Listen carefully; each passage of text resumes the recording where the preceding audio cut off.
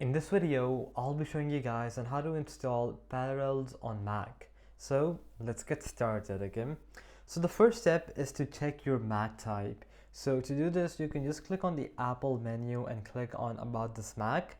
And now if you have an Apple Silicon, or in other words, you have M1, M2 or M3, then you can only choose Windows 11 ARM, okay? Now if you have an Intel Mac, you can use Windows 10 or 11, so basically the normal x64. Then the next step is to obviously download Parallel. So you have to go ahead to your browser and search up paralells.com. From here, you can either choose buy now directly, or you can first try the free version, okay? So you can go ahead and choose any. So for example, if I choose to try free version, you'll have to enter your email address and then download it, okay? Then you have to install Parallels. So you have to open the downloaded DMG file, double click install Parallels desktop, and then allow permissions when Mac OS asks, okay? Then you have to enter your Mac password and finish installation. And this takes about 5 minutes. Then the last step is to obviously install Windows, okay?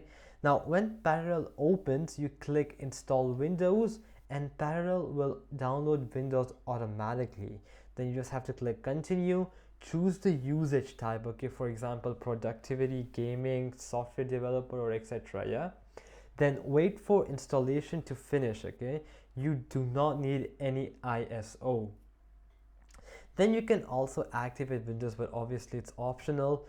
You can activate it by signing in with a Microsoft account or entering a Windows license key. But obviously it can run without activations. Then lastly, you can optimize your settings. So after Windows Start, you go to Actions and Configure. From here, your CPU should be set to auto, your RAM should be at least 8 GB if possible, and you enable coherence mode if you want Windows apps like Mac apps. So now there could be some common issues and fixes, okay? So sometimes you might get this error saying Windows ISO not supported, and this is because you are on Apple Silicon, so make sure you're using Windows 11 ARM. There could be lag or slow performance, so increase RAM and CPU in settings and close heavy Mac apps. So yeah, that's basically it, and I hope that this video has helped you out, and I'll be seeing you guys next time. Peace out.